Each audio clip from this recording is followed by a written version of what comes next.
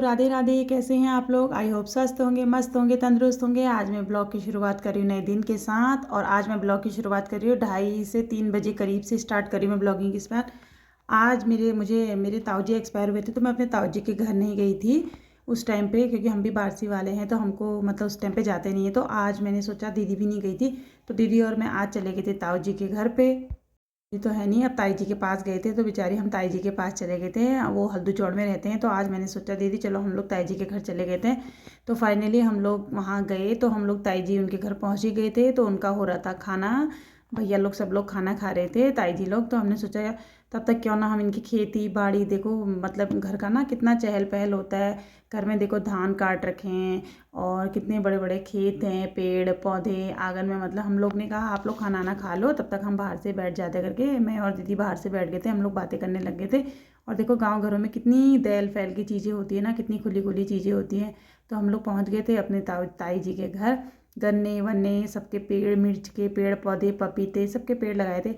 और खेतों को देख के तो मतलब इतनी पुरानी ताज़ा याद होगी ना, मतलब पहाड़ों के खेत तो वैसे होते हैं ना, छोटे छोटे से ऊबड़ खाबड़ टाइप के। यहाँ प्लेन्स के पेड़ होते हैं। मेरी दीदी देखो वहाँ बैठी है, अपना लगी थी मोबाइल पे।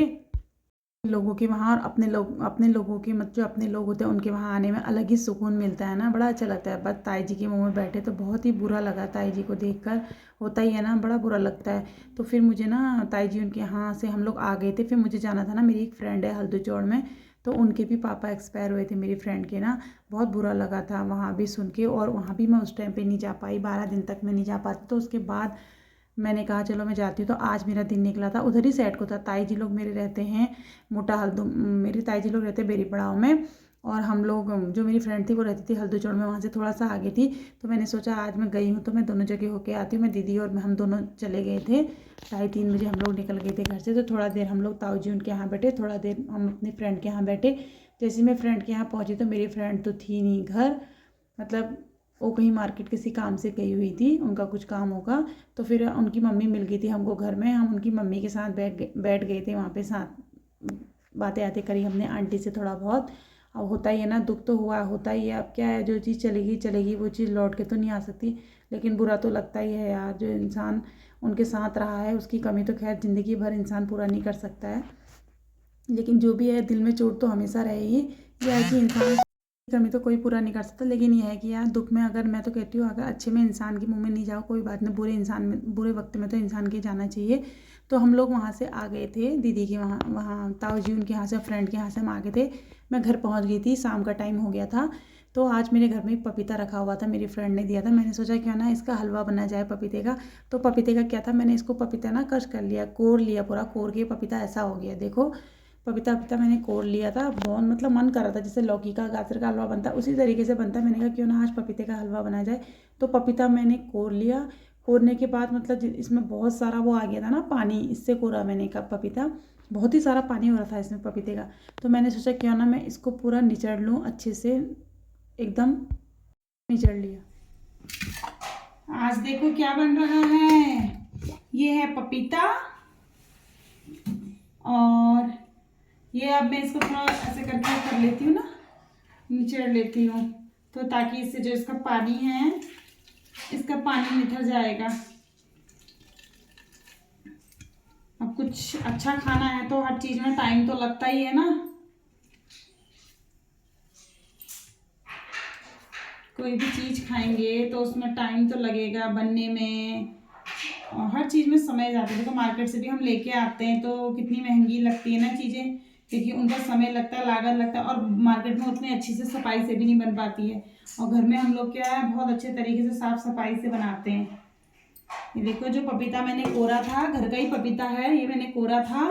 कोरने के बाद मैंने क्या करा, इसको, इसमें जो पानी था वो मैंने अच्छे से निचड़ लिया। अब इसमें बिल्कुल भी पानी नहीं है, सूखा सूखा सा हो गया। अब मैंने कढ़ाई में रख दिया यहाँ पे तेल, घी रख दिया, घर का बना हुआ घी में मैं डाल दूंगी पपीता जो मैंने कोरा हुआ था और जो अच्छे से मैंने निचड़ लिया था।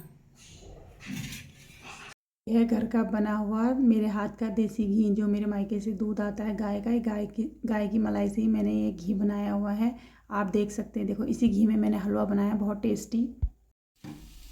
गाइस देखो इसका कलर कितना ब्राउन हो गया है आप देख सकते हैं। मैंने आपको कैसा दिखाया था वाइट, और ये मैंने इतना भुना, देखो कितना था और ये भुन भुन के कितना कम हो गया, देखो आप देख सकते हैं।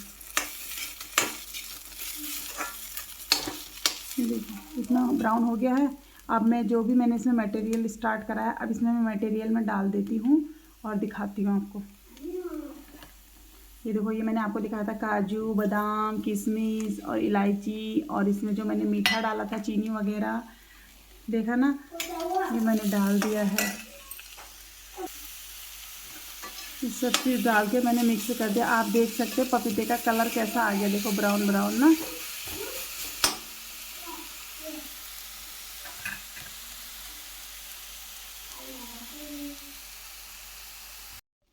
गाइस आप देख सकते हैं मेरा हलवा बन के रेडी हो गया है। मेरे हलवे का कलर देखो कितना प्यारा आया है, ब्राउन ब्राउन सा।